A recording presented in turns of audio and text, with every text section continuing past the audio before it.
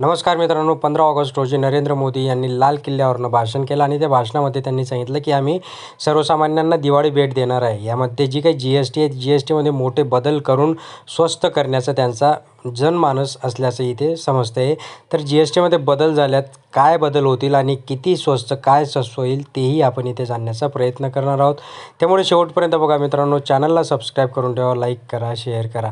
केंद्र सरकारने GST दर 5% आणि 18% या दोन पातळ्यांवर मर्यादित ठेवण्याचा प्रस्ताव दिला आहे. सध्याचे 12% आणि 28% दर रद्द केले जातील. वृत्तसंस्था PTIनुसार ही जी काही ती माहिती आता अर्थ खात्याच्या गटाकडे पाठवण्यात आली आहे. हा गट त्याचा अभ्यास करेल आणि नंतर GST परिषदेसमोर हा सादर केला जाणार आहे. आता हे सगळं झाल्यानंतर नेमकं स्वस्त काय होणार ते आपण इथे जाणणार आहोत. बघा, नवीन GST दर लागू झाल्यानंतर अनेक दैनंदिन वस्तू आणि सेवा स्वस्त होतील.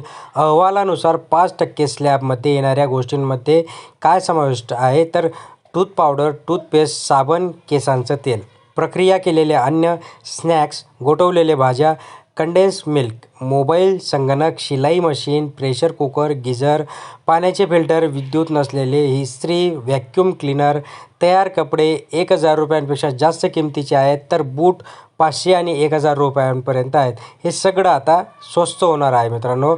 तसेच लस्सी, HIV, TB निदान किट, आयुर्वेदिक औषधे हे देखील स्वस्त होणार आहे.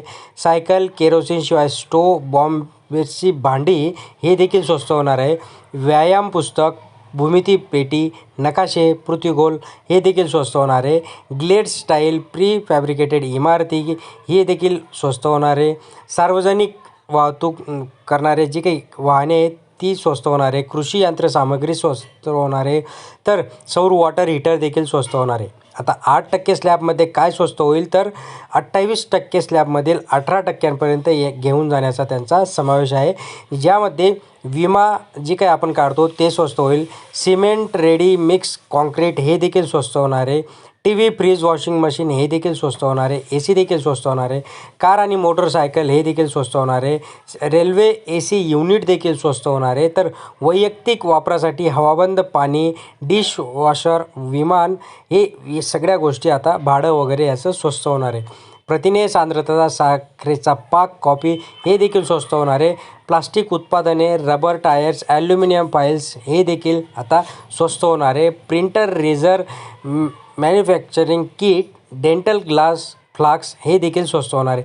या सगळ्या गोष्टी आता स्वस्त होतील, पण त्याचं फायनल जी काही परिषदेसमोर त्यांनी ठेवलं आहे तो निर्णय झाल्यानंतरच ह्या सगळ्या गोष्टी स्वस्त होतील मित्रांनो. तुम्हाला काय वाटतं, याच्यावर स्वस्त होईल का नाही, का नरेंद्र मोदी फक्त भाषणासाठी लाल किल्ल्यावरनं गाजावाजा करून निघून गेले परत पुढच्या वर्षासाठी, हे इथे बघण्यासारखं असणार आहे. तुमच्या कमेंट्स खाली कमेंट बॉक्समध्ये कळवा मित्रांनो.